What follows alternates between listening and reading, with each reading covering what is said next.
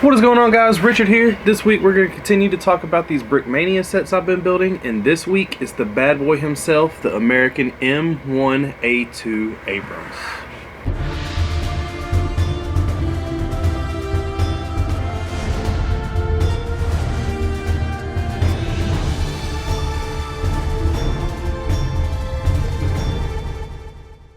Now, Brickmania doesn't supply me with anything for these sets. I did have to get the instructions and the stickers myself, and so will you. You will also be responsible for getting all the pieces and any kind of special parts that are used for this.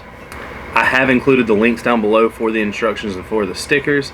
Now, don't forget, if you like this video, smash that like button down below. Don't forget to subscribe, hit that bell notification. It'll let you know every time I post a video or go live. Now, let's get on to the history of the tank.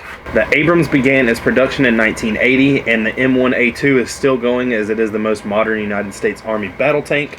Almost the same in appearance. The A2's biggest changes are the commander's weapon station and the commander's thermal viewer, which is located on the left side of the turret. And can we take a second to talk about something, my peeps? Look, I'm not totally sure how many people need to hear this, but it is turret. T-U-R-R-E-T.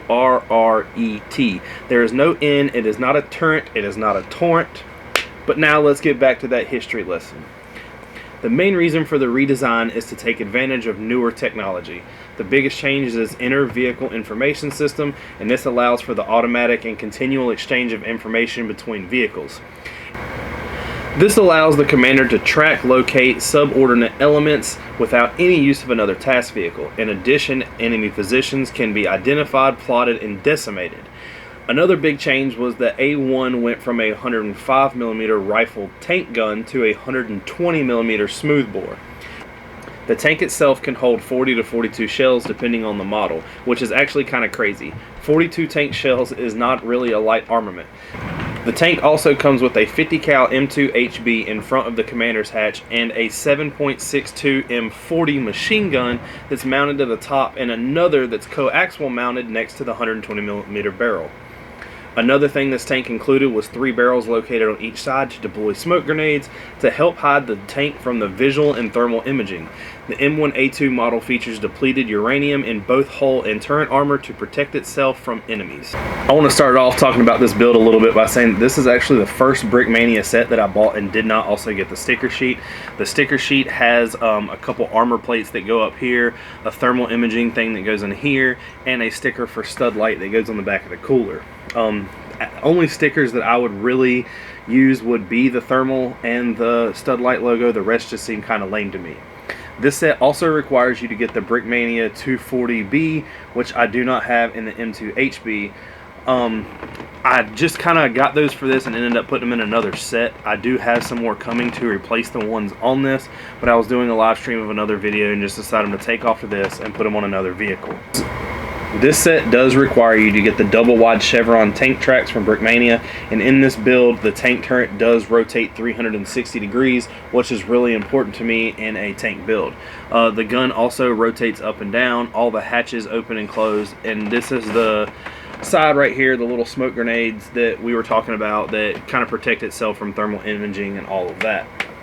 It does include many details like a fume extractor, armor plates, grenade barrels, and the use of suspension. The one thing that I don't like about this build is when you pick it up, the wheels, as you can see, they kind of get off track and you kind of have to move them to where they all sit back down. But you can see that the suspension does work in this thing, and for the suspension to work properly, you're going to have that problem where when you pick it up, the wheels fall down. This tank is actually built really solid. The only weak point I found is this glasses plate in the front. I'm not sure it's really a weak point. It's just handling a lot will cause the bricks to slowly separate over time. As you can see on the bottom, it is kind of built to where you're building bricks up and creating the base for it and then attaching all the wheels and the track runnings for it. The instructions on this are still $10 and the sticker sheet is still $6. This bad boy does require, however, that you get the 879 pieces. This thing has 800 pieces in it. When it comes to the tanks that you build from Brickmania, there are quite a few pieces in the tank tracks themselves, and I think that's what a lot of the piece count comes from. This was a pretty simple set of instructions to follow, and now that I've built more tanks, this is definitely more solid than some of the other ones. This is more of a stronger build. The only thing I really don't like about this tank versus some of the other ones that I've built is that it's all one color.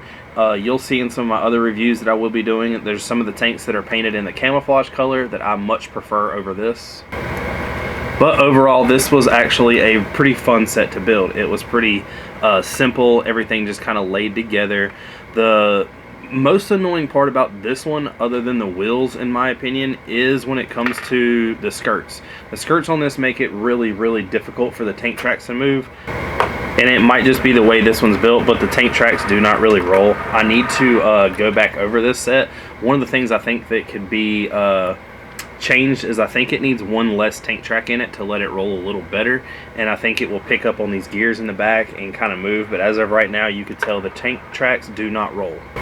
But thanks for watching. I hope you learned something from all of this, giving you a little bit of information and the history on all these vehicles. I know I'm learning a lot doing the research on them. Also, if you do anything with these sets, if you mod them at all, the reason why I say this is because there was a guy who I've met, and actually a pretty good friend now, who when I was building the Harrier jet was like, hey man, you can build these missiles for it, and sent me the blueprints for his missiles, and they actually look amazing.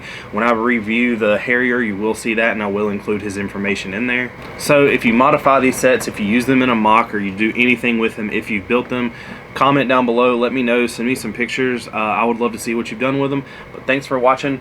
Peace.